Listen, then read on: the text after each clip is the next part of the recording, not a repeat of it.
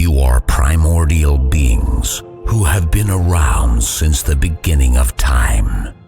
As the years pass, gods begin to populate the world. While you are still in a whole other league above them, you know your energy is drawn from the 10 suns of ancient China. As a young hero called Hoi begins to take the suns out, one by one, you realize your seat of power is far from secure. You will need to form alliances with gods, build palaces on Earth, bring lands under your influence, and repel mythical monsters to gain prestige. All before the suns disappear and leave you a mere shadow of your former self. Welcome to 10 Suns.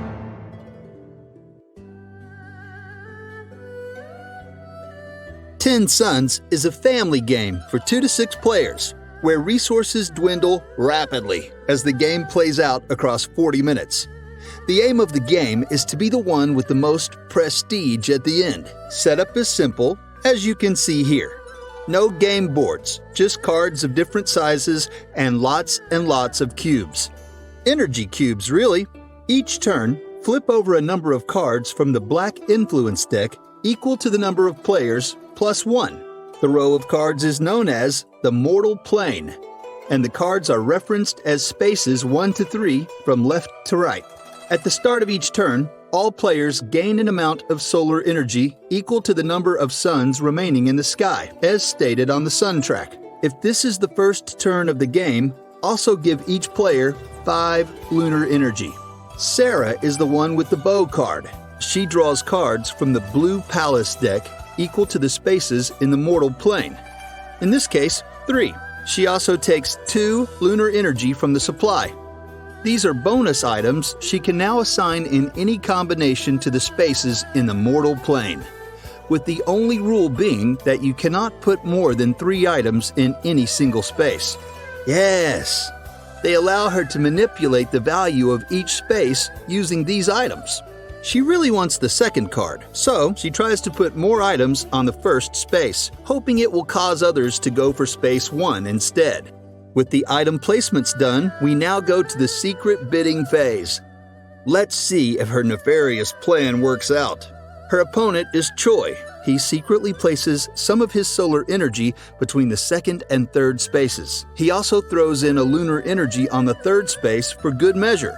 Then he goes wild on the first space with 5 solar energy. After all, the player who has the most energy in each space gets everything there. When all players are done with their secret bidding, the bids are revealed. Again, starting from Sarah, players now take turns to use any of their existing god's powers. This is fully optional. Sarah has no god cards at this point, so she passes. Choi, on the other hand, triggers one of his powers now, tilting the card to the right once. When all activated powers have been resolved, the next phase is to determine the winner of each space. Sarah only has a total of 1 energy on the first space, so Choi wins everything on space 1. Every time someone wins a space, their position on the Bagua track goes up by 1. In the event of a tie for spaces, the player lower on the Bagua track wins the space. The designer mentioned it's kind of a cool catch-up mechanism, or something like that. Anyway, Sarah wins the second space, with her 6 energy total against Choi's 2.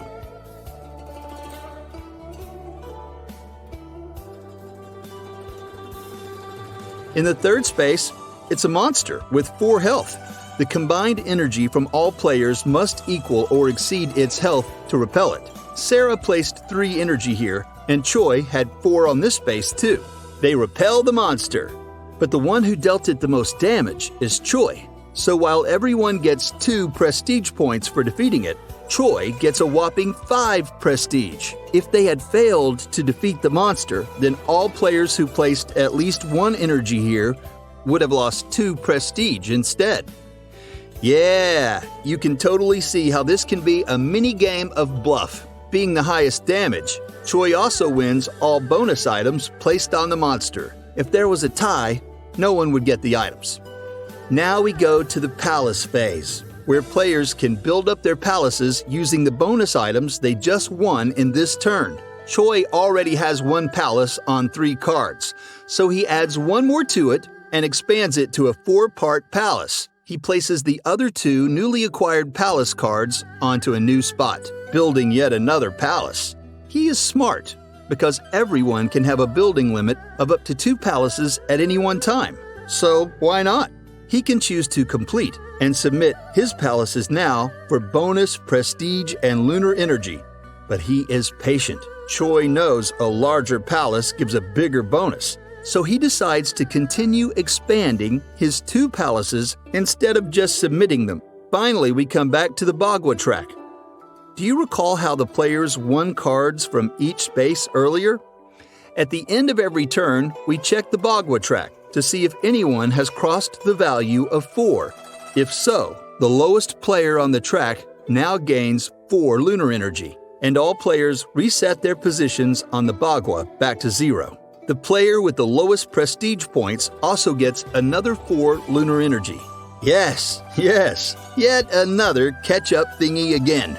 Remember, solar energy is only given based on the number of suns in the sky. It gets lesser and lesser over the turns, and you cannot store solar energy, so you might as well use them up completely each turn. Only lunar energy can be carried over. My advice? The way you use your lunar energy is an important key to winning the game. Focus on your palaces.